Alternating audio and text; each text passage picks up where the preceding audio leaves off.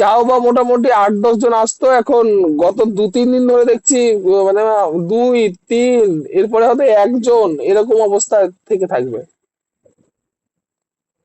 এখানে sir attend সরকার করার লোক।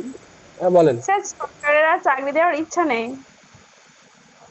কিন্তু তার সরকারের তো চেয়ারটা টিকি রাখতে হবে, এটাও তো একটা ফ্যাক্টর। চাকরি চেয়ারটা দেওয়ার তো টিকে ইচ্ছা নেই। রাখতে হবে। জিনিসটা ভালো হলো না, মানে ভালো হচ্ছে না এইগুলো, মানে একটা জিনিস কি বলেন তো, এই না, এই যে জিনিসটা হচ্ছে না তাতে কি জানিস তো, মানে মেইন ব্যাপার যেটা হলো সেটা হচ্ছে এই যে প্রাইভেট যারা স্কুলগুলো খুলেছে না, তাদের পোয়া বারো হয়ে যাচ্ছে। যারা প্রাইভেট স্কুল খুলেছে তাদের পোয়া বারো, হ্যাঁ মানে স্যার। আপনি আপনি দেখবেন, মানে আমার চোখে দেখা, আমি একটা পাড়ায় দেখলাম 4টে প্রাইমারি স্কুল বন্ধ হয়ে গেছে, বুঝলেন তো? 4টে প্রাইমারি স্কুল বন্ধ হয়ে গেছে। সেই 4টে প্রাইমারি স্কুল বন্ধ হওয়ার জায়গায় 4টে প্রাইভেট স্কুল খুলে ফেলেছে, তাও হায়ার সেকেন্ডারি লেভেল।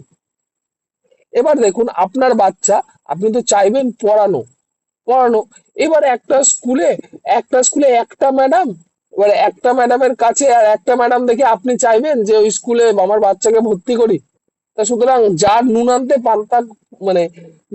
পান্তা ফুরায়, তার বাচ্চা ছাড়া আর তো অন্য কোনো বাচ্চা সেই স্কুলে পাঠাবে না, এটা তো খুব স্বাভাবিক কথা। যেরকম হ্যাঁ আমরা ছোট যেরকম আমরা ছোট বাচ্চাদের অন্তত একটা কেজি স্কুলে পড়িয়ে দিই, যে কিন্ডার গার্ডেন, যেটা বালবাটিকায় শুধু ওরা খিচুড়ি নিয়ে আসে আর এমনি মানে ওই খিচুড়ি নিয়ে আসা স্কুল হলো, খিচুড়ি নিয়ে আসা স্কুলে কোনো পড়াশোনা হয় না, সেই বাচ্চাগুলোই ইংলিশ মিডিয়ামে পড়ে। মানে ওইটা কত অব্দি হবে, ক্লাস 1-এ হয়তো ভর্তি হওয়ার আগ অব্দি হলো, কিন্তু ভর্তি হওয়ার পরেও তো তাদের পড়তে লাগছে বা পড়তে হচ্ছে। নইলে একটু আগে কে যেন বললো যে নইলে আপনি সমাজে বঞ্চিত হয়ে থাকবেন, সমাজ আপনাকে মেনে নেবে না, এরকম একটা ব্যাপার রয়ে যাচ্ছে বা হচ্ছে সোসাইটিতে, সেটা আমি লক্ষ্য করলাম। এটা দেখেও খারাপ লাগলো, কিন্তু কিছু করতেও তো পারবো না। একজন টিচার হিসেবে আপনি কি করবেন? একটা আমি আমি নিজে বলি যে একজন টিচার একটা সমাজ সংস্কারক, সে জায়গায় দাঁড়িয়ে স্যার কোথায় আর সমাজ আর সংস্কারক হচ্ছে? এই যে আমাদের এখানে হাই স্কুলেতে যদি আপনি পড়াশোনা দেখেন তো মনে হবে আমি স্কুল কোথায় বাচ্চাকে পাঠাবো। না না, হাই হাই স্কুলেও স্কুলে, পড়াশোনা হয়। না না, আপনি ভেবেন না যে আপনার যে গভর্নমেন্টের প্রায় হাই স্কুল আছে সেই স্কুলে পড়াশোনা হচ্ছে না, প্রাইভেট স্কুলেও কিন্তু পড়াশোনা হচ্ছে না। এটা ভেবেন না যে পয়সা দিয়ে পড়াচ্ছেন বলে পড়াশোনা হচ্ছে, ওখানেও কিন্তু ওই অ্যাসাইনমেন্ট হিসেবে ওদেরকে কোশ্চেন পেপার দিয়ে দিচ্ছে, ওটাই এসে পরীক্ষার সময় ওরা লিখছে, এটা কিন্তু হচ্ছে, এটা কিন্তু প্র্যাকটিক্যাল।